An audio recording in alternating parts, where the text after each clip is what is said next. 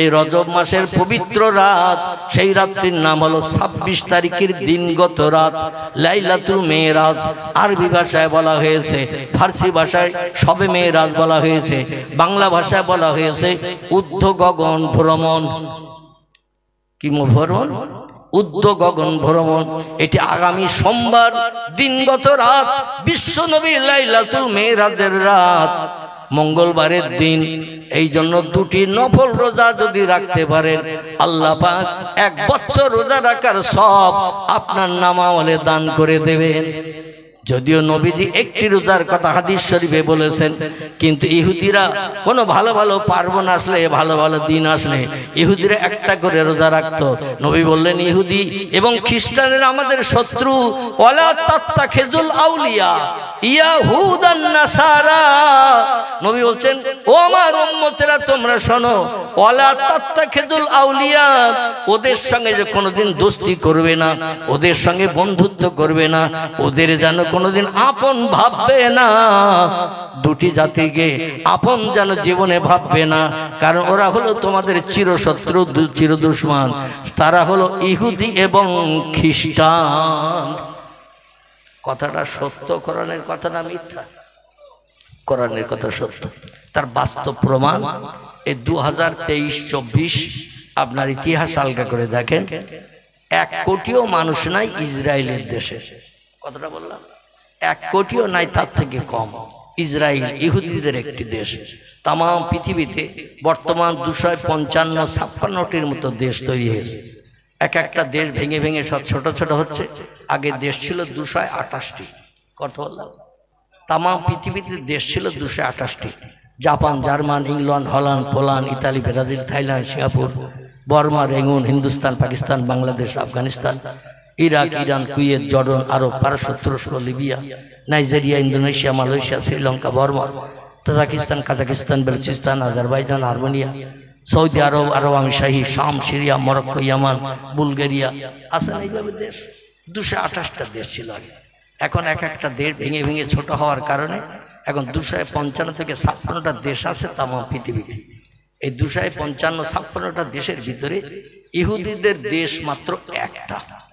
কটা বললাম? ইহুদিদের দেশ মাত্র একটা। সেই দেশটির নাম হল ইসরায়েল। 1 কোটি মানুষও নাই, তার থেকে কিছু কম, কয়েক লক্ষ কম আছে।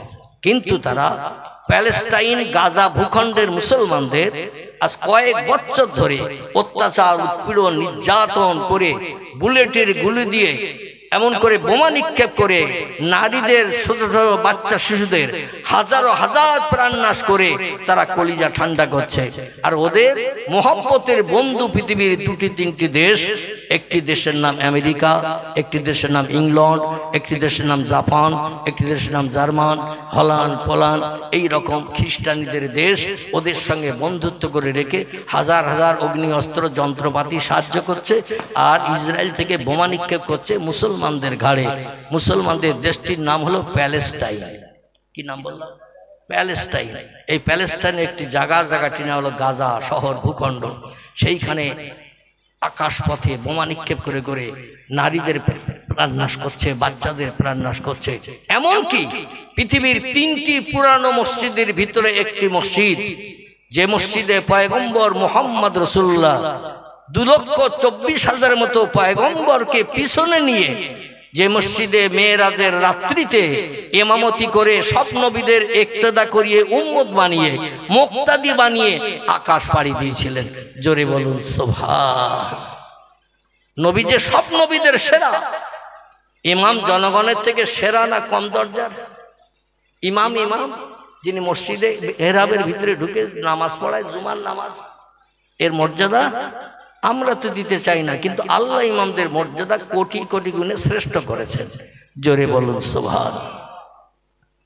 এই মসজিদটার ভিত গড়েছিলেন দাউদ নবী, বাকি কার্যেন্দ্র দিয়ে শেষ করেছিলেন পয়গম্বর সুলাইমান। যে মসজিদে একসঙ্গে 1,75,000 মানুষ বাজামাত নামাজ আদায় করতে পারে। আপনাদের গ্রামের মসজিদের থেকে ছোট হতো নাকি? আপনাদের গ্রামের মসজিদ থেকে 1,75,000 মানুষ যে মসজিদে একসঙ্গে জামাতে নামাজ আদায় করতে পারে, এই মসজিদটা দীর্ঘদিন হাজার হাজার বছর ধরে মুসলমানদের হস্তগত ছিল। এই মসজিদে এক রাকাত নামাজ পড়লে 25 মতান্তরে 50,000 রাকাত নামাজ পড়ার সব আল্লাহ বান্দার নামামলে লিপিবদ্ধ করেন। জোরে বলা যাবে না একটু সুবহানাল্লাহ। বর্তমানে সেই মসজিদটি ইহুদিরা দখল করে রেখেছে। দীর্ঘদিন এই মসজিদে মদ ঢেলে বসে বসে খাচ্ছে। এই মসজিদে নর্তকী যুবতী মেয়েদের উলঙ্গ করিয়ে নাচ গান করাচ্ছে। এই মসজিদে শূকর বেঁধে লালন পালন করছে। মুসলমানদের মসজিদে আর যেতে দেয় না। মুসলমানেরা মসজিদে আল্লাহর ইবাদত করতে গেলে বেশি সওয়াবের আশায় বিবি বাচ্চা বিধবা এতিম করে দিচ্ছে, আর ঘরে ফিরতে দেয় না। আমি আপনাদের কাছে বলবো, অপেক্ষা করুন, আল্লাহ যদি দীর্ঘস্থায়ী হায়াত দেয়, এই মুসলমানদের হাতে আল্লাহ মসজিদ আবার ফেরত দেবে। কারণ মুসলমানদের চোখের পানি আল্লাহর দরবারে বড় প্রিয়, পবিত্র এবং পছন্দনীয়। আল্লাহ বলছেন, ফালিয়াদহাকু কালিলা ওয়ালিয়াবকু কাসীরা। ও বান্দা বান্দিরা, আমার সঙ্গে যদি সম্পর্ক গাঢ়তর করতে চাও, আমার সাহায্যের আশা যদি করতে চাও, দুটি কাজ একটু কম বেশি করে করে নাও। কটি? দুটি কাজ একটু কম বেশি করে করে নাও। একটি কাজ হলো ফালিয়াদহাকু কালিলা, হাসি তামাশা একটু কম কম করে করিও। ওয়ালিয়াবকু কাসীরা, আর চোখের পানি আমার কাছে একটু বেশি বেশি করে ফেলিও। আমি চোখের পানি বড় ভালোবাসি, চোখের পানি বড় পছন্দ করি। বান্দাদের হাসি ঠাট্টা গল্প গুজব আমি আল্লাহ পছন্দ করি না। নবী বলছেন, দুনিয়া হলো কান্নার জায়গা, হাসির জায়গা হলো আল্লাহর জান্নাত। জোরে বলা যাবে না সুবহানাল্লাহ। পয়গম্বর বলছেন, দুনিয়া হলো কান্নার জায়গা, আর হাসির জায়গা হলো আল্লাহর জান্নাত। জান্নাতি যারা হবে, কোনদিন তারা কি মুখ কালো করে বসে থাকবে? কি কথা বলে? তাদের কি অভাব থাকবে? কোন রোগ বেমারি হবে? কোন জিনিসের অসুবিধা হবে? যেটা মনে মনে ধারণা করবে, চাইতে হবে না। তিরমিজি শরীফের হাদিস। মনে মনে যদি কোনো চিন্তা করে, বাইরে প্রকাশ করেনি হুরগেলেমানদের কাছে, সঙ্গে সঙ্গে হুরগেলেমানরা আল্লাহর হুকুমে সেই জিনিসটা তার সামনে খাঁচাই করে পরিবেশন করে দেবে। জান্নাতের ভিতরে কোনো দুঃখ নাই, অভাব নাই, রোগ নাই, শোক নাই, কোনো সমস্যা নাই, অসুবিধা নাই, চিরস্থায়ী, চিরঞ্জীবী। আল্লাহ নবী বলছেন, জান্নাত হলো হাসির জায়গা। সেখানে হাসবে, আনন্দ করবে, ফুর্তি করবে। কারণ এক একটা পুরুষ যুবককে জান্নাতের ভিতরে তোয়াজ খাতিরের জন্য আল্লাহ 70টা করে 18 বছরে যুবতী সুন্দরী হুরগেলেমান বরাদ্দ করে দেবে। জোরে বলা যাবে না সুবহানাল্লাহ। কটা? 70টা করে মেয়ে। একটা মেয়ে যদি পৃথিবীতে আসে, দুনিয়ার বিশ্ব সুন্দরী যুবতী মেয়ে যারা খেতাব পেয়েছে, সিনেমার নায়িকা যারা হয়েছে, অপরূপা সুন্দরী নায়িকা, নায়িকা টাকা দিয়ে টিকিট কেটে দেখতে যায় যাদের, এই দুনিয়ার সুন্দরী নারী জান্নাতের হুরের পাশে যদি দাঁড় করানো হয়, নবী তিরমিজি আবু দাউদ শরীফের হাদিসে জানাচ্ছেন, পৃথিবীর নারী জান্নাতি নারীর পাশে দাঁড়ালে পায়খানার সমতুল্য হবে। কিসের? পায়খানার মতো দেখাবে। পায়খানা যদি কাউরে বলা হয় হাত পাতো, 500 দেব, পয়সা দিতে হবে না। হাত বার করবে কেউ? কেউ হাত বার করবে না। যদি বলে পয়সা দিতে হবে না, একটু হাত পাতো দেই 500 গ্রাম, নেবে না কেউ। কারণ পায়খানা 20টা দুর্গন্ধ পচা, হাতে লাগালে হাত নষ্ট হবে, নাকে দুর্গন্ধ পচা লাগবে। পায়খানার ধারে পাশে যেমন মানুষ যাবে না, জান্নাতে হুরদের এত সুন্দরীকে আল্লাহ বানিয়েছেন। কান্না হুন্না ইয়াকুত ওয়াল মারজান ফিহিন্না খায়রাতুন হিসান হুরুম মাকসুরাতুন ফিল খিয়াম। জোরে বলুন আল্লাহু আকবার। এত সুন্দর অপূর্বা সুন্দরী যুবতী, অস্পরা নারী আল্লাহ 18 বছরের যুবতী মেয়ে জান্নাতে বানিয়ে রেখেছেন। লক্ষ বছর পেরিয়ে গেল, একদিন বয়স বেশি হবে না, একদিন কম হবে না। প্রথম জান্নাতে ঢুকে যেমন 18 বছরের যুবতী সুন্দরী দেখবেন, 1 লক্ষ 2 লক্ষ বছর পরও একই রকম চেহারা থাকবে, চেহারার পরিবর্তন হবে না। আমাদের ছেলেদের যখন বিয়ে দেয়া হয় দেখবেন বিভিন্ন জায়গায় ভালো পাত্রী দেখা হয়, সুন্দরী, শরীর স্বাস্থ্য ভালো, স্বাস্থ্যবান, লেখাপড়া জানে, পরিবেশ ভালো, বংশ ভালো, দেখে শুনে বিয়ে করে নিয়ে আসা হলো, বৌমাকে নিয়ে আসা হলো। 1-1.5 বছর পরে যখন ওই মেয়েটির গর্ভ থেকে একটা বাচ্চা ভূমিষ্ঠ হয়, মেয়েটার চেহারা বিয়ের আগের মতো থাকে। বাদুড়ে পেয়ারা খেলে যেমন ঘেবো মার্কা হয়, বাদুড়ে পেয়ারা খেলে যেমন ঘেবো মার্কা হয়, একটা বাচ্চা হয়ে গেলে মেয়েদের চেহারাটা ওই রকম ঘেবো মার্কা হয়। ঠিক না বলবো? জান্নাতের ভিতরে নারী পুরুষ জান্নাতে হুর গেলে মান, আর দুনিয়ার যুবক পুরুষেরা এদের বয়স করা হবে 24 বছরের। কথা বললাম, 24 বছরের যুবকদের বয়স করা হবে না। লক্ষ বছর পেরিয়ে গেলেও বয়স একদিন বাড়বে না, একদিন কম হবে না, একই রকম বয়স থাকবে। আমার ভাইরা, এই যুবতী সুন্দরী হুরেরা 70টা করে এক একটা পুরুষের সেবা যত্নের দায়িত্ব পালন করবে। জোরে বলুন একটু সুবহানাল্লাহ। আচ্ছা, আমরা তাদের নিয়ে জান্নাতে থাকবো না, ঝগড়া হবে? কথা বলে আমার বাবাজি বলছেন ঝগড়া হবে না। কসম বিল্লাহ, কথাটাই বাস্তব সত্য। দুনিয়ায় কোনো লোকের যদি 4টে বউ থাকে, শরীয়তের বিধান আছে, ফানকিহু মা তাবা লাকুম মিনান নিসা মাসনা সুলাসা ও রুবা।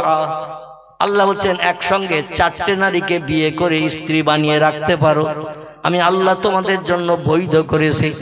তবে ফাইন খিফতুম, যদি তোমাদের ভয় হয়, যদি তোমাদের চিন্তা হয়, আল্লাহ তাআদিলু, সব স্ত্রীর সঙ্গে ব্যবহার সমান করতে পারবে না। কাউরে কাছে টানবে, কাউরে দূরে ঠেলে দেবে, কারোর জন্য বাজার থেকে ভালো মিষ্টি আনবে, কারো নসিবে পেশ ফুরিলেও জুটবে না।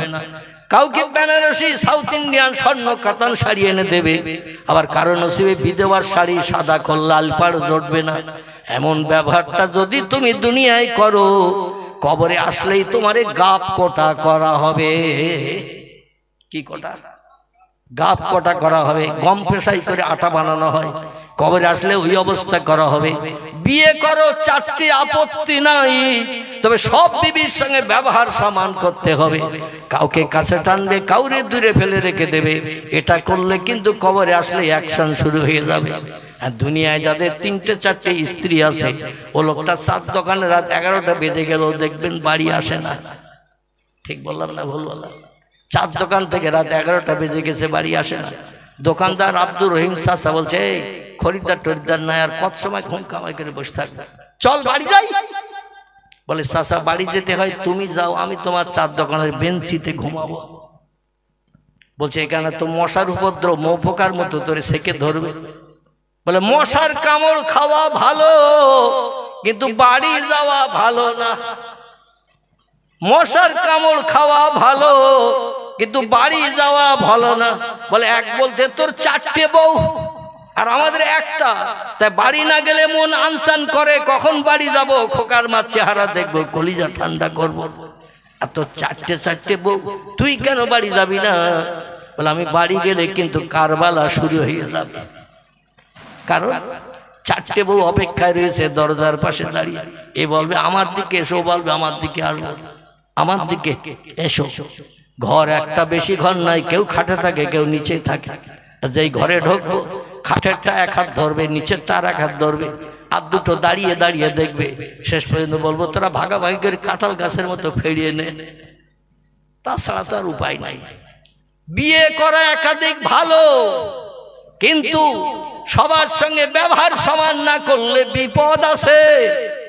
আল্লাহ বলছেন ফাইন খিফতুম, যদি তোমাদের ভয় হয়, যদি তোমাদের চিন্তা হয়, আল্লাহ তাআদিলু, সবার সঙ্গে ব্যবহার সমান করতে পারবে না, ফাওয়াহিদাতান, তাহলে একটা স্ত্রী তোমাদের জন্য যথেষ্ট, বেশি বিয়ে যেন করো না। এই কথাটা কোনো মৌলভী সাহেব বলে না। মৌলভী সাহেব শুধু বলে আল্লাহ 4টে বিয়ে করার অনুমতি দিয়েছে, কিন্তু আয়াতের শেষে আল্লাহ বলছেন ফাইন খিফতুম, যদি তোমাদের ভয় হয়, যদি তোমাদের চিন্তা হয়, আল্লাহ তাআদিলু, সব স্ত্রীর সঙ্গে ব্যবহার সমান করতে পারবে না।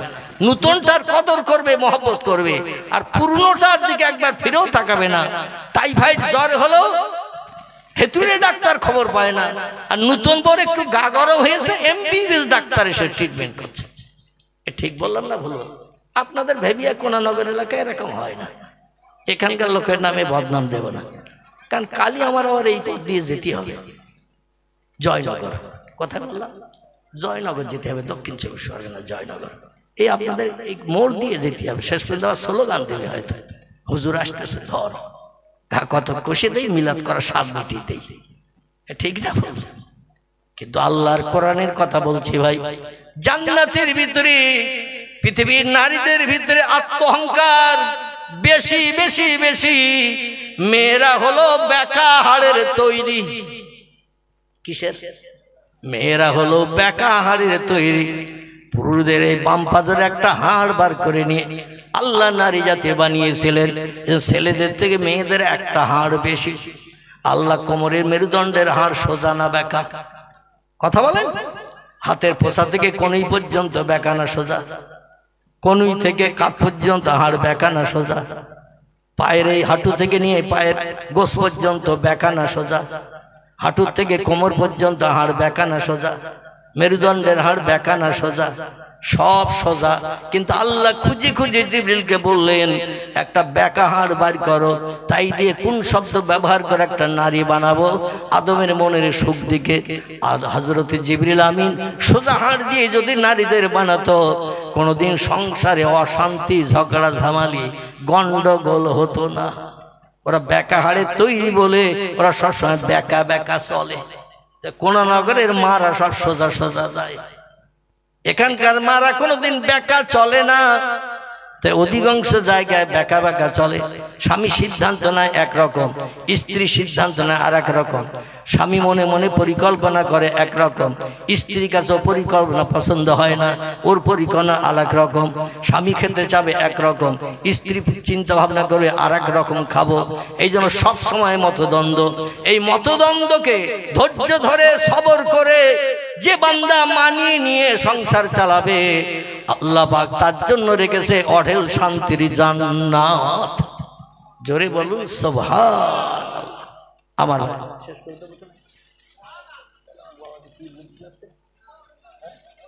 আমি তো মনে করছিলাম যে বোধহয় শেষ করতে বলছি। একটু দরুদ শরীফ। আল্লাহুম্মা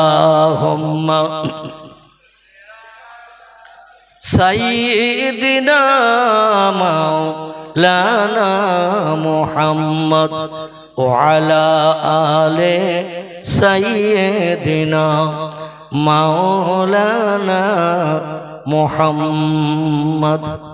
তাহলে রজব মাসের আগামী সোমবার দিন এবং মঙ্গলবারের দিন, খুব সংক্ষেপ করে বলি, দুটি নফল রোজা রাখার চেষ্টা করবেন। এবং সোমবারের দিনগত রাত পয়গম্বর মুহাম্মদ রাসূলুল্লাহর মেরাজের রাত, আল্লাহ রসুলের ঊর্ধ্ব গগন ভ্রমণের রাত। নবীজি সাল্লাল্লাহু আলাইহি সাল্লামের জীবনে সরাসরি আল্লাহর সঙ্গে দিদার দর্শন হয়েছিল জীবনে 53 বছর বয়সে। কত বললাম? 53 বছর বয়সে পয়গম্বরের যখন জীবনী চলছে মক্কা নগরীতে, মদিনায় নয়, মক্কা নগরীতে। রসুলের বয়স তখন 53। নবীর দুইজন কাছের মানুষ ইন্তেকাল করে নবীকে এতিম বানিয়েছেন। একজন ছিলেন মক্কার ধনাঢ্য নারী হযরতে খাদিজা, আরেকজন ছিলেন বিশ্ব নবীর আপন চাচা আলী রাদিয়াল্লাহর ভাই হযরত আলী রাদিয়াল্লাহর বাবা। এই আলী রাদিয়াল্লাহর বাবা, তার নাম ছিল আবু তলেব। কি নাম বললাম?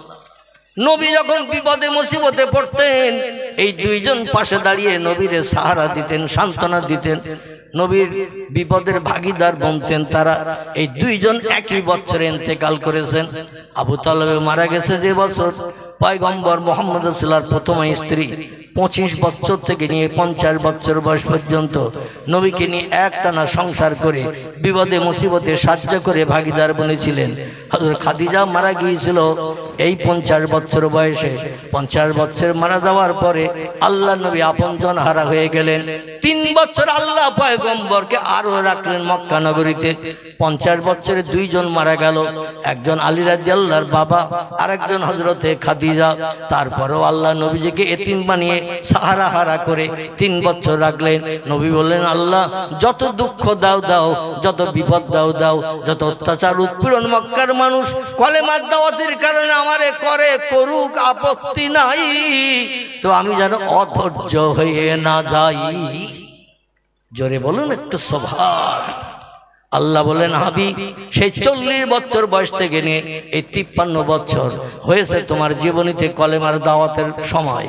এই 13 বছর কলেমার দাওয়াত দিয়েছো, ঘাত প্রতিঘাত খেয়েছো, কিন্তু অধৈর্য প্রকাশ করনি, আমার দিনের দাওয়াত থেকে দূরে সরে যাওনি।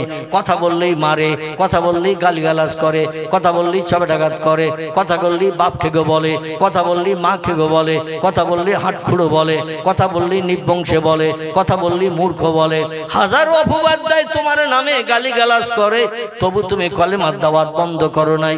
তোমার সান্ত্বনা দেওয়ার 2 জন ছিল পাশে, তারাও পর্যন্ত বিদায় নিয়েছে, পাশে দাঁড়ানোর কেউ নাই। আমি আল্লাহ এখন তোমার পাশে আছি। নারায়ে তাকবীর। তাই আল্লাহ পাক নবীজিকে সান্ত্বনা দেওয়ার জন্য পাশে কেউ নাই। তাই রজব মাসের 26 তারিখের দিনগত রাত মক্কা মুকাররমার কাবা শরীফের উত্তর দিকে, কোন দিকে? কাবা শরীফের উত্তর দিকে হাজী সাহেব যারা হজ পাক করেছেন কিংবা ওমরা করে যারা এসেছেন আমার কথায় একমত হতে পারবেন, কারণ আল্লাহ অধমকে 3-3টি বার নবীজির দেশ দেখার সুযোগ দান করেছেন।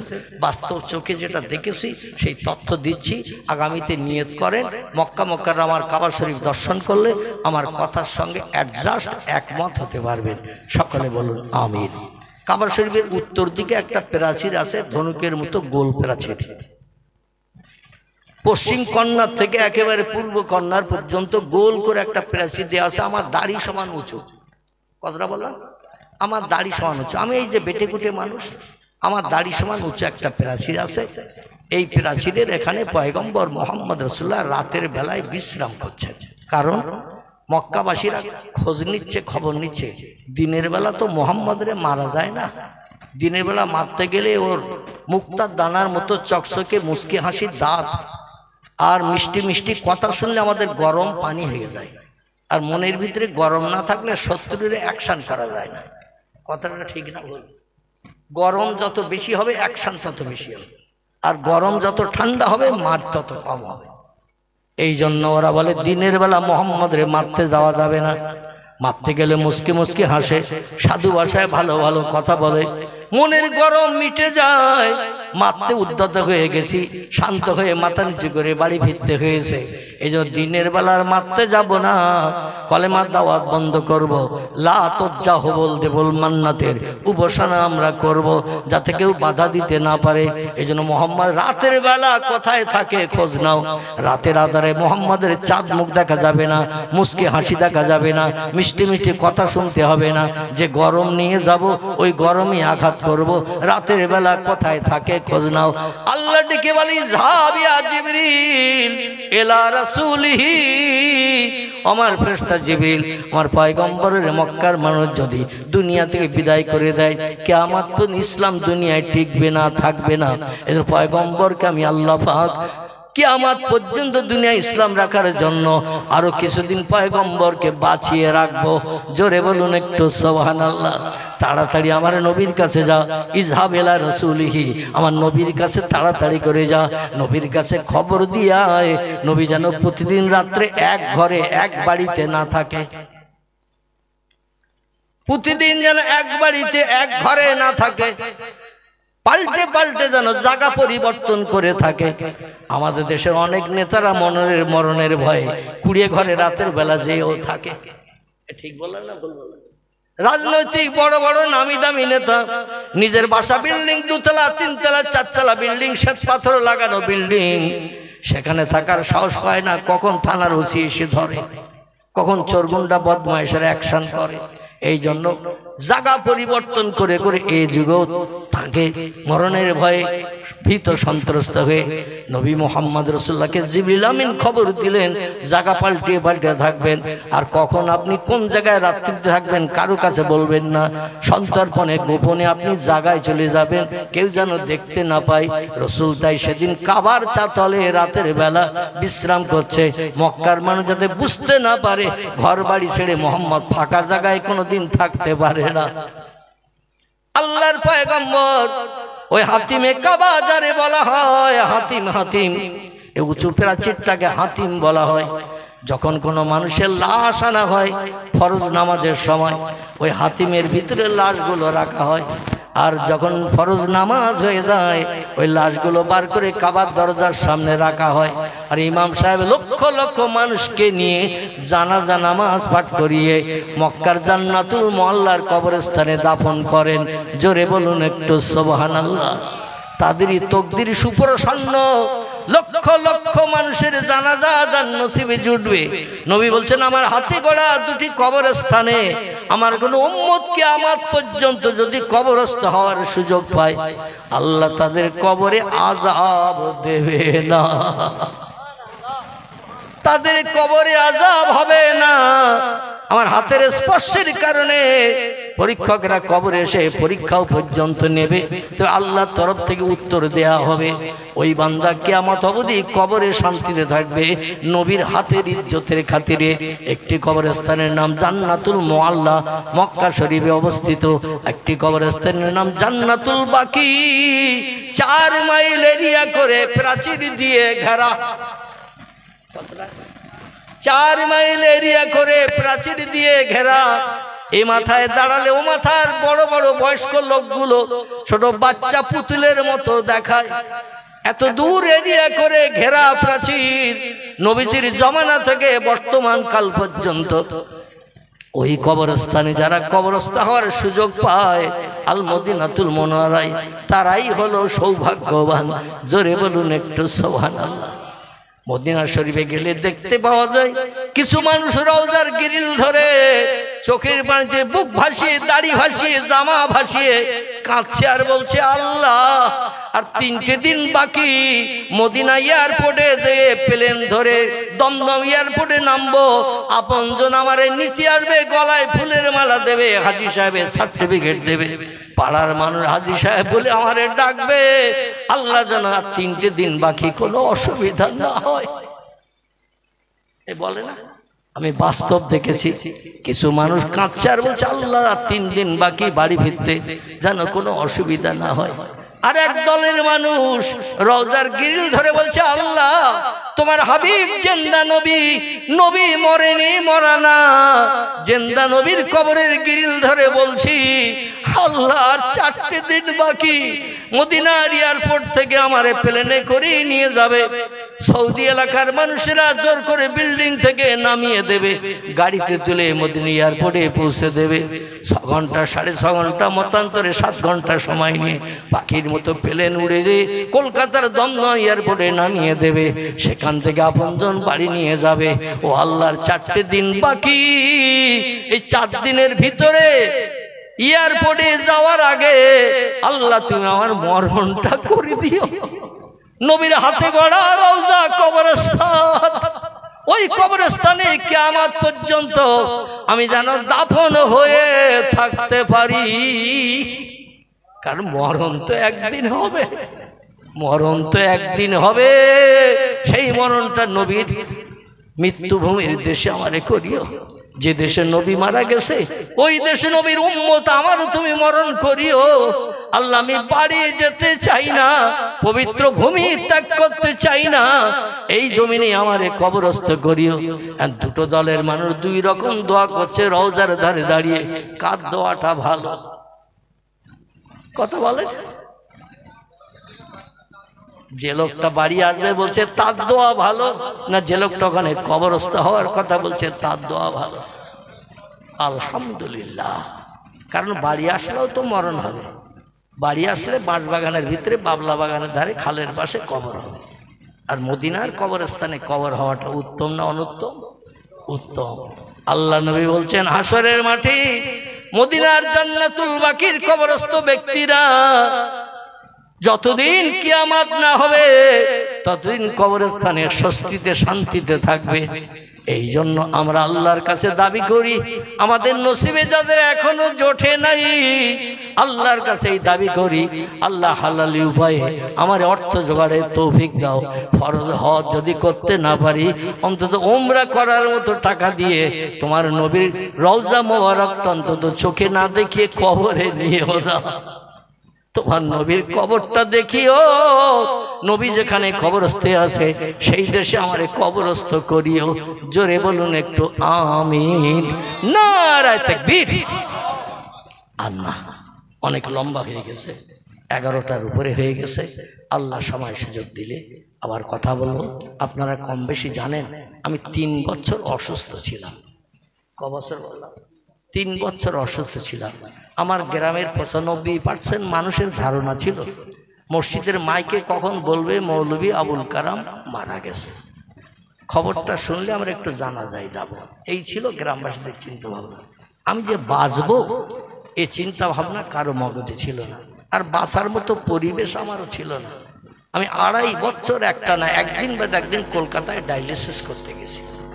4 ঘন্টা বেডে শুয়ে থাকতে হয়েছে, মোটা সুচ হাতে শিরায় ফুটিয়ে দিয়ে ব্লাড নিয়ে মেশিনে শোধন করিয়ে আবার শিরার ভিতরে সুচ ফুটিয়ে রক্ত ঢুকানো হয়েছে 4 ঘন্টা ধরে। কোনোদিন বা বমি হয়েছে, কোনোদিন বা পায়ে শিরা কাটা কাটা ভাব হয়েছে, কোনোদিন ওকটানা এসেছে, কোনোদিন সেন্সলেস হয়ে গেছি। এক একদিন এক এক রকম সিমটম। শুধু আমার একা নয়, আমি যে হসপিটালে ডায়ালিসিস করতাম সেই হসপিটালের নাম হলো KKI, কালিকাপুরে, কলকাতা কালিকাপুর, RN টেকের হসপিটালের কাছাকাছি। দেবী শেঠির হসপিটাল নাম জানেন তো নাকি? মুকুন্দপুর, ওরই কাছাকাছি। 2.5 বছর ডায়ালিসিস করেছে। কত মানুষ ডায়ালিসিস করতে করতে আর টানতে পারেনি, মারা গেছে। কত মানুষ অপারেশনের পরও 1 মাস 1.5 মাস 2 মাস পরও মারা গেছে। না জানি আল্লাহ পাক আপনাদের মতো কোন এক বান্দার চোখের পানি কবুল করে এই কঠিন রোগ থেকে আল্লাহ মুক্তি দিয়ে অধমকে আবার স্টেজে বসিয়েছে। সেটা একমাত্র আল্লাহওয়ালা মানুষের চোখের পানি। আমার মহব্বতের কিছু ভক্ত আছে, এই পশ্চিম বাংলা শুধু নয়, বাংলাদেশ, আসাম, ত্রিপুরা, মেঘালয়, এরকম বিভিন্ন জায়গায়, বা আপনার সুরাট, মিরাট, রাজস্থান, গুজরাট, মহারাষ্ট্র, উত্তরপ্রদেশ, বিহার, তামিলনাড়ু, কর্ণাটক, বিভিন্ন রাজ্যে আল্লাহ অধমকে ঘুরিয়েছেন। সে সমস্ত রাজ্যে যারা থাকে রাত 1টা, 2টো, 3টের সময় ফোন করে। মালয়েশিয়ায়ও মানুষ থাকে, দুবাইতে থাকে, সৌদি আরবে থাকে, আরব আমিরাতে থাকে, সেখান থেকেও ফোন করে। ওরা বিকেলবেলা আমার কাছে ফোন আসে ভোর 4টের সময়, ভোর 4টের সময় রাতের বেলা। ওরা ফোন করে দিনের বেলা, আমার কাছে ফোন আসে রাতের বেলা। কারণ পৃথিবীটা 24 ঘন্টায় চন্দ্র সূর্য আপ ডাউন করে। জোরে বলুন সুবহানাল্লাহ। আমাদের দিকে ভোরবেলা যখন সূর্য ওঠে, আমেরিকায় তখন সন্ধ্যাবেলা ওই সূর্য ডোবে। ওদের যখন ভোরবেলা সূর্য ওঠে, আমাদের সন্ধ্যাবেলা ওই সূর্য ডগমগ করে ডোবে। জোরে বলুন একটু সুবহানাল্লাহ। এই জন্য আল্লাহ পাক কার দোয়া না জানি কবুল করেছেন। বাঁচার মতো কোনো লাইন ছিল না। আমার ওজন হয়ে গিয়েছিল ডায়ালিসিস করতে করতে 47 কেজি। কত বললাম? শুধু হাড়ের গায়ে চামড়াগুলো লেগেছিল। এখন আল্লাহ একটু সুস্থ করেছেন, আমার ওজন এখন 60 কেজির কাছাকাছি হয়ে গেছে। মানে গোশত একটু বেরিয়েছে। আগে দেখার মতো ছিল না আমার চেহারা। যাই হোক, আল্লাহ পাক রব্বুল আলামিন কঠিন অপারেশন করিয়েছেন। এই 2024-এর 18 জানুয়ারি, এই গত জানুয়ারি চলে গেছে না, 25 জানুয়ারি, 1 বছর পুরো হয়ে গেছে। টুকটাক কার্তিক মাস থেকে 2টা একটা করে প্রোগ্রাম করি। 4 দিন বাদে আজকে আসলাম। আগামীকাল আবার একটা প্রোগ্রাম আছে দক্ষিণ 24 পরগনা জয়নগর।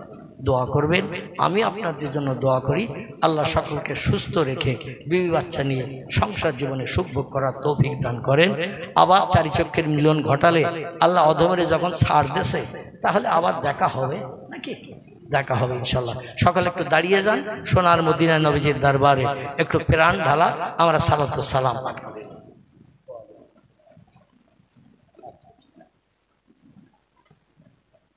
সেটা আগে বলতে হয় তো, যখন থাকে এখন আর কি হবে। একটু দাঁড়িয়ে যান। ইয়া নবী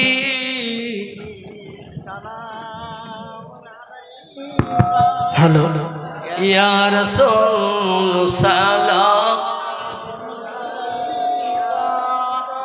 ইয়া হাবিব সালাম, সালাম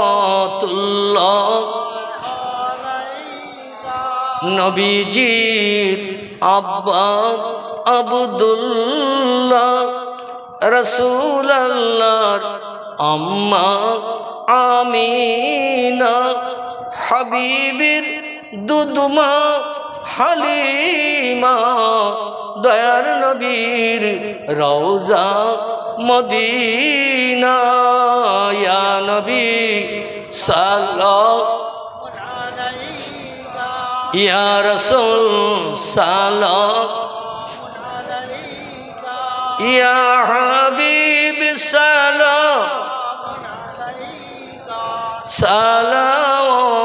সালাওয়াতুল্লাহ। बागे इब्राहिम के गुलहिन मालाएक जिसके बुलबुल आप हैं जाती तवक्कुल सलावतुल्लाह अलैका या नबी सलाम या रसूल सलाम या हबीब सलाम सलावतुल्लाह। नबी ना होए दुनियाय ना होए फरिश्ता ओ खोदार होएसी उम्मत আপনার তার তরে সালাম লাখো বারিয়া নবী সালাম আলাইকা ইয়া রাসূল সালাম ইয়া হাবিব সালাম সালাওয়াতুল্লাহ আলাইকা। সকলে বসে পড়ে ইয়া রাব্বি সাল্লাল্লাহু আলাইহি ওয়াসাল্লাম।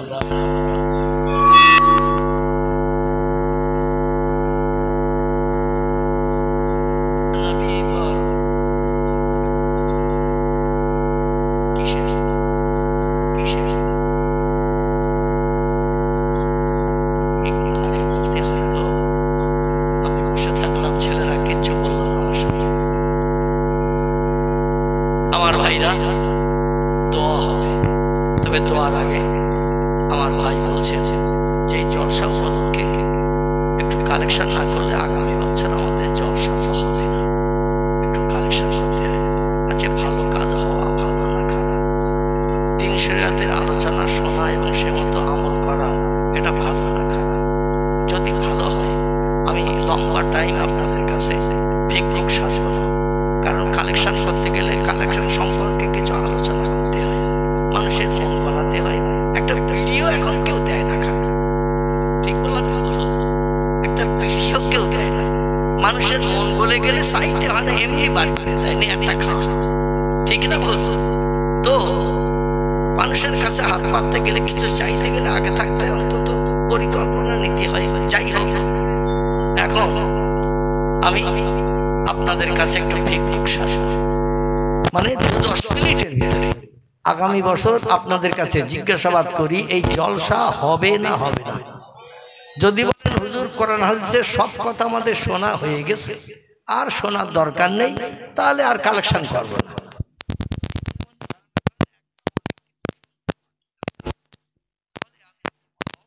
ভিক্ষুক সেজে আপনাদের কাছে হাত পাতবো।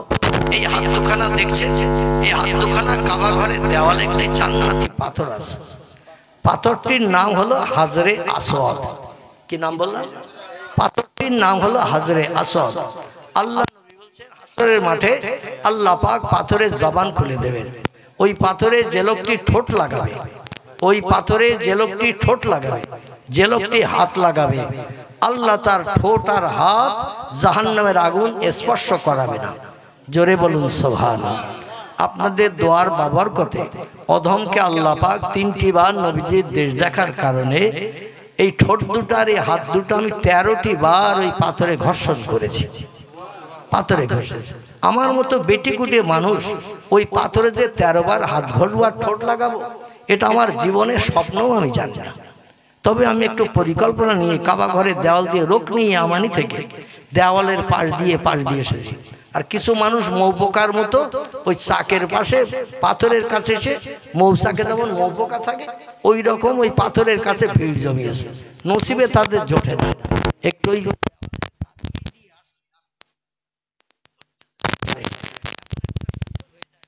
হুড়ুহুড়ি ঠেলাঠেলি করে, টুপ করে ওই গর্তটার ভিতরে মাথা ঢোকানোর সুযোগ হয়ে যায়। বহু মানুষের এই দৃশ্য দেখে আমি অধম ওই দেওয়ালের গা দিয়ে, তবে আসতে গেলে ধৈর্য ধরতে হবে, অধৈর্যওয়ালা ও চান্স পাবে না, মানে একেবারে ধৈর্যের বাঁধ ভাঙলে হবে না, ধৈর্য ধরে একটু একটু একটু একটু করে পিঁপড়ের মতো এগিয়ে আসতে হবে। পিঁপড়ে যেমন যায় ওই রকম এগিয়ে আসতে, তাড়াতাড়ি যাব এ চিন্তায় হবে না। যাই হোক, ঠোঁট দুটো আল্লাহ সেই পাথরে 13টা বার চুম্বন দিয়েছেন, আর 13টি বার আল্লাহ পাক হাত দুটো ঘর্ষণ করিয়েছেন। এ হাতে বিড়ি ধরি না, এ হাতে সিগারেট ধরি না, এ হাতে পানের খিলি ধরি না। 40 বছর হলো এই হাতে চায়ের কাপও ধরি না।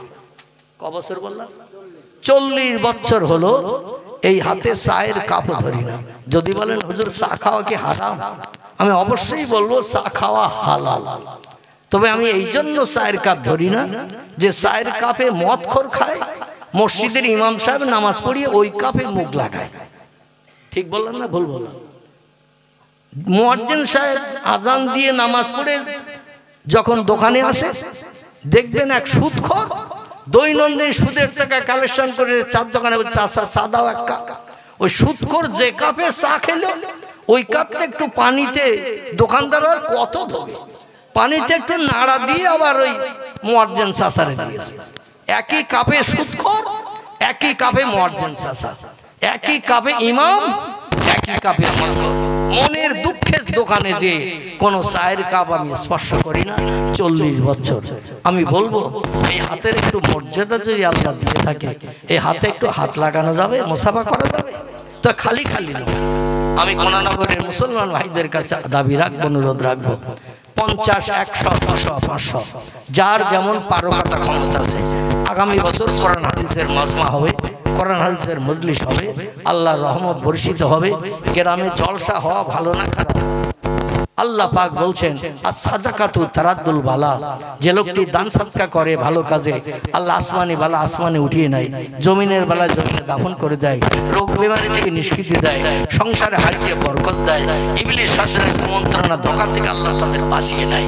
জোরে বলুন সুবহানাল্লাহ। এই জন্য অনুরোধ রাখবো, আপনারা যারা পকেটে করে নিয়ে এসেছেন এই জলসা উপলক্ষে আগামী বছর যুবকদের মগজের দুশ্চিন্তা দূর করতে একটু এগিয়ে আসেন, আমার হাতে একটু হাত লাগিয়ে যাবেন। আমি সবসময় হাত দিই না ভাই, তবে আজকে আমার কর্তৃপক্ষ যুবক ভাইদের মুখে একটু হাসি ফোটানোর জন্য আপনাদের প্রত্যেকের হাতে একটু হাত লাগাবো।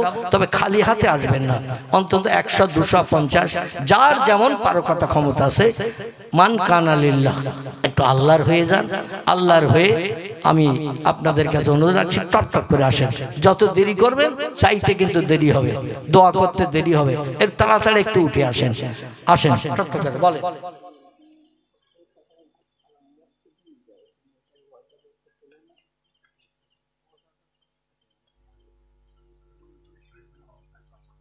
আমার একজন ভাই আলহামদুলিল্লাহ, আমার বাবাজি এখানে দাঁড়িয়ে দাঁড়িয়ে ওয়াজ শুনছিলেন।